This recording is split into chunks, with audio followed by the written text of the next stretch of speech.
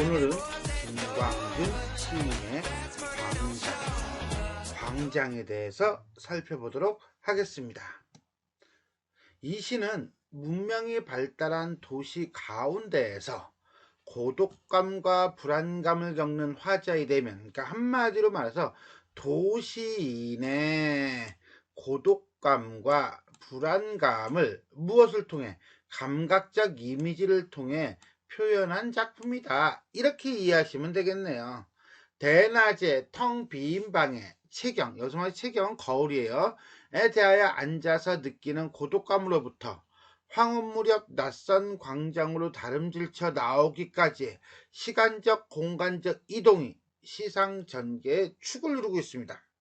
특히 감각적 이미지를 활용하여 추상적인 내면의 상태를 구체적으로 드러내고 있다는 특징도 가지고 있으며, 어둡고 차가운 도시의 풍경을 세밀하게 묘사함으로써 화자의 쓸쓸한 내면의식을 보여주고 있다.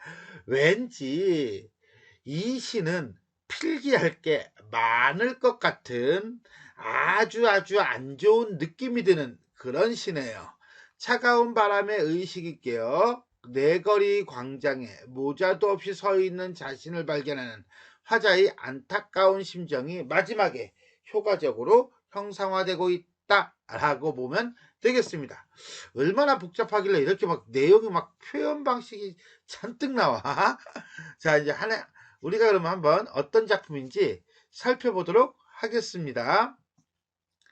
빈 방의 홀로 대낮에 채경을 대하여 앉다.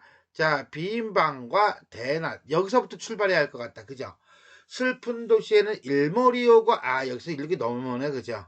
시계점 지붕 위에 청동 비둘기, 바람이 부는 날은 구구 울었다. 늘어선 고층 위에 서거기는 갈대밭, 열 없는 표목되어 조우는 가등, 소리도 없이 모색에 젖어 엷은 배옷에 바람이 차다. 마음 한구석에 벌레가 운다. 황혼을 쫓아 내 거리에 다름질치다. 모자도 없이 광장에 서다. 뭐 여백개미가 잔뜩 있는, 뭐 그다지 뭐 필기할 거 없을 것 같은데.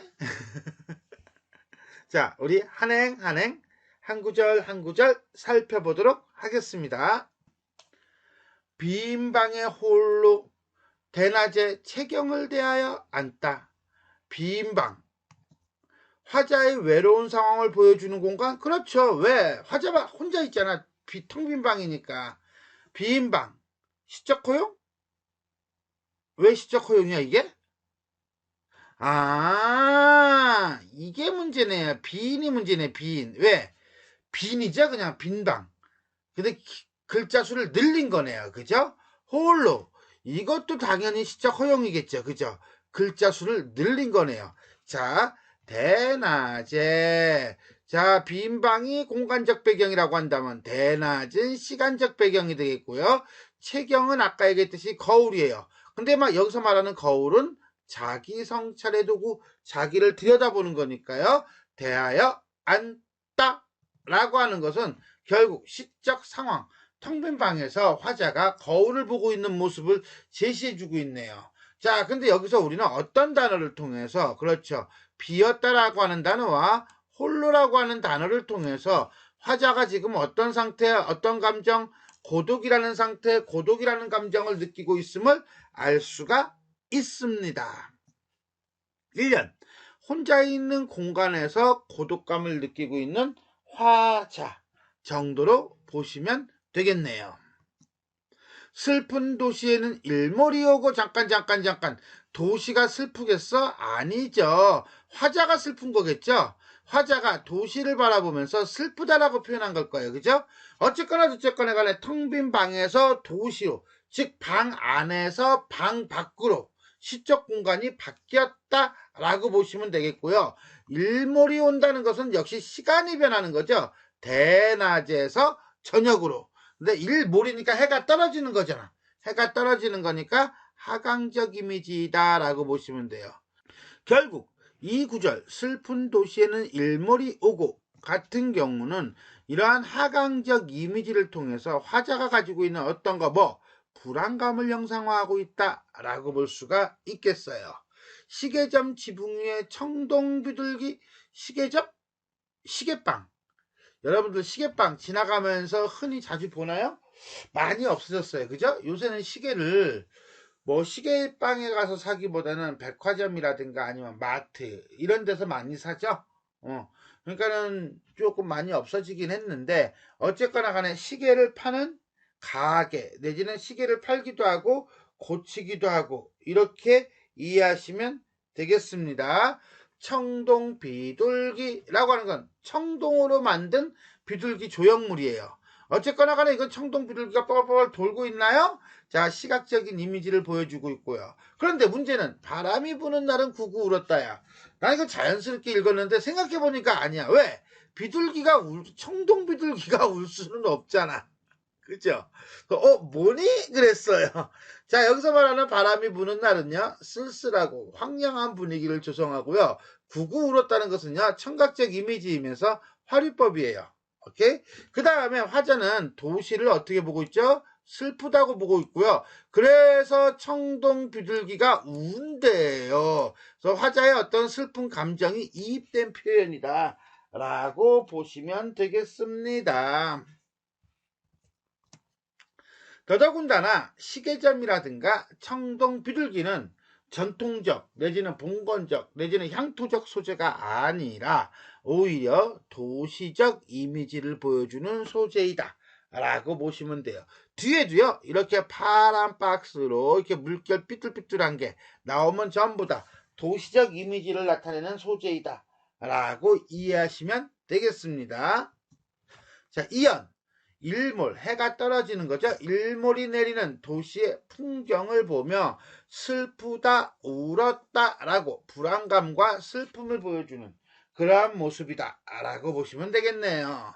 그러면 3년 가겠습니다. 늘어선 고층 위에 서거기는 갈대밭. 늘어선 고층? 고층은 고층 건물, 즉 빌딩을 얘기하는 거예요. 자, 이 고층 건물들이 쫙 서 있어 도시에. 그걸 뭐로 표현한 거야? 갈대밭으로 비유한 거다, 표현한 거다 라고 보시면 되겠어요. 그런데 여기서 또 웃긴 게 하나 있어요. 뭐냐면 열 없는 표목이 되어 조는 가등이에요. 근데 열 없는 표목을 감정이입이라고 그랬거든요. 근데 이게 왜 감정이입이야? 라고 묻는 학생들이 의외로 많았어요. 그것은 열 없다라고 하는 단어가 갖는 의미를 모르기 때문에 그런 경우가 많아요. 여기서 말하는 열 없다는 조금 겸연쩍고 부끄럽다, 맥이 없다, 힘이 없다 라고 하는 거예요. 그러니까 맥 없이 힘 없이 졸고 있는 이렇게 이해하시면 돼요. 맥 없이 힘 없이 졸고 있는 자 표목이라고 하는 건 말뚝 표말이에요. 그러니까는 가로등을 보면서 여기서 말하는 가등은 가로등이거든요. 이 가로등은 시각적 이미지고 그 다음에 도시의 어떤 쓸쓸한 모습을 보여준다라고 했는데 그건 왜 그러냐면 옆에 졸다라는 표현 때문에 그래요. 화류법이죠.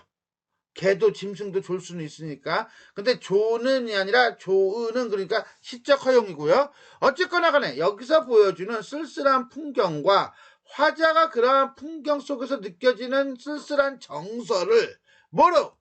맥없고 힘없다라고 하는 표현을 통해서 표목에다가 집어넣어 버린 거예요. 그래서 이걸 우리는 뭐라고 본다? 감정이입이다 라고 본 겁니다.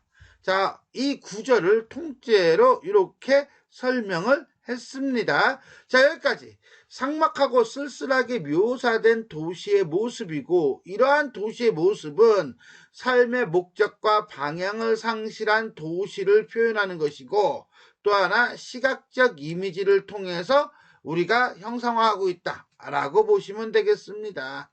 소리도 없이 모색이라고 하는 것은 저녁이에요. 저녁 구름에 노을이 쫙 지은 것.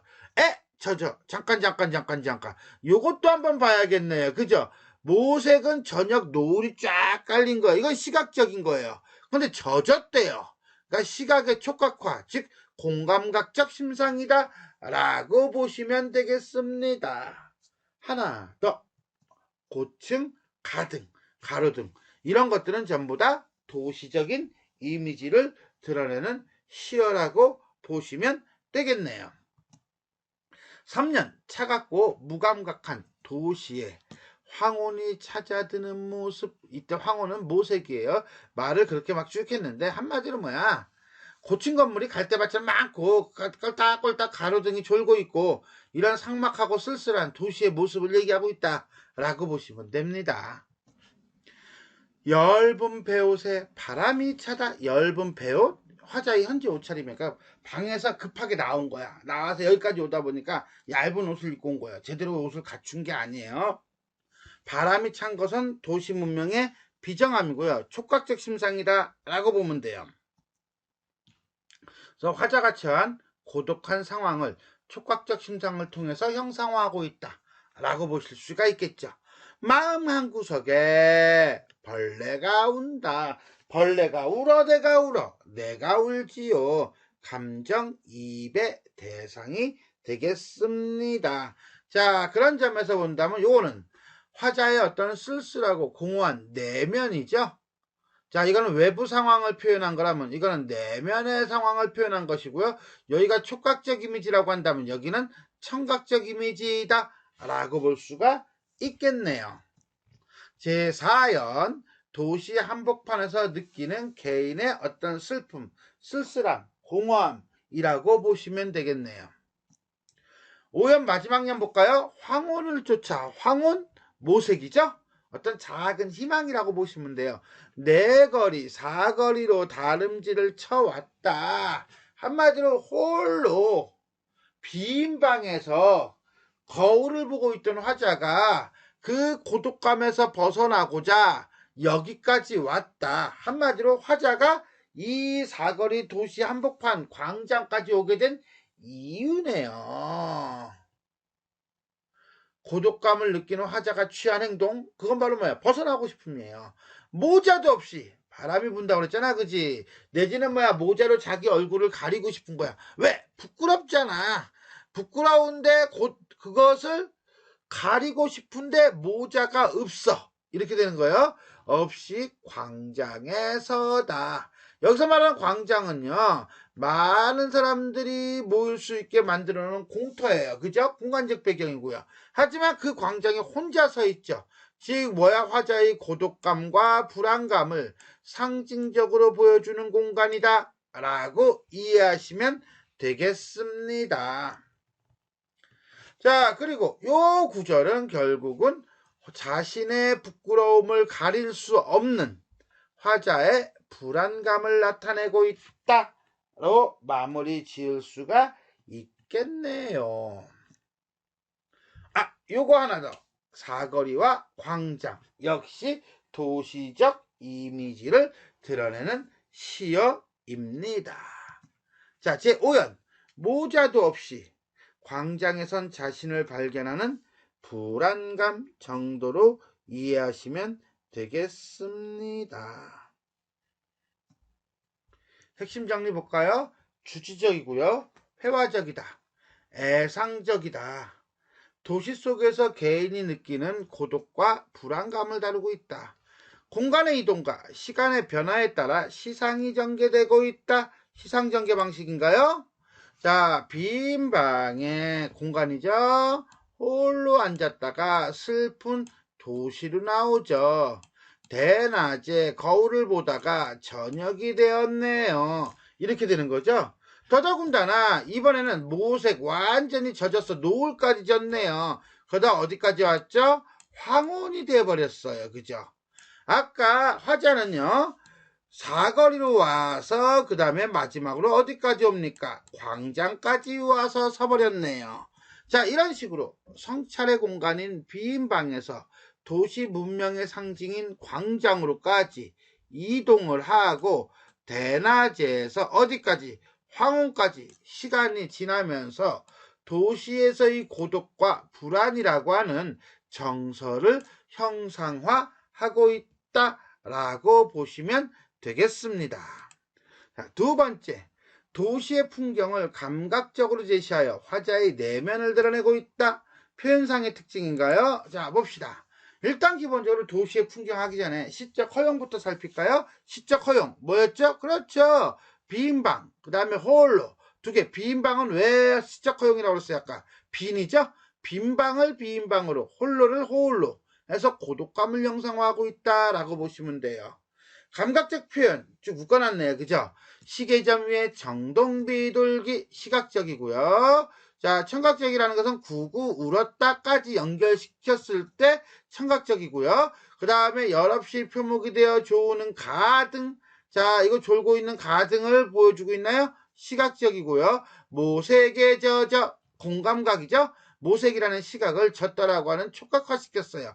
바람이 차다 촉각적이고요. 벌레가 운다 청각적이 되겠네요. 진짜 다양한 감각적 심상을 사용하고 있습니다. 자, 다양한 감각적 심상을 사용하여 시의 분위기를 조성하고 있다.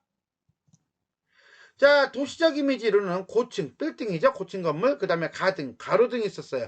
물론 광장도 우리가 이제는 도시적인 이미지를 드러내는 시어고요. 내거리도 도시적인 이미지를 드러내는 시어이기는 하지만 특히 열없는 표목이 되어 조는 가등 같은 경우는 도시의 쓸쓸한 정경과 그러한 도시에서 느끼는 화자의 쓸쓸한 정서를 보여준다라고 보시면 되겠네요. 감정이입. 시계점 위에서 청동 비둘기가 구구 울어요. 어떻게 청동 비둘기가 울겠습니까? 화자가 울고 싶은 거겠지요. 마음 한구석에서 벌레가 울어요. 세상에 마음 한구석에 벌레가 있다는 것도 문제지만 그 벌레가 운다는 건 마음이 운다는 거겠죠. 이런 식으로 감정이입이 드러나고 있다라고 보시면 되겠습니다. 이렇게 해서 우리는 김광균 시인의 광장에 대해 살펴보았습니다. 지금까지 내용이 도움이 되셨다면 좋아요와 구독 버튼 눌러주시고요. 알람 설정 부탁드리겠습니다. 수고하셨습니다.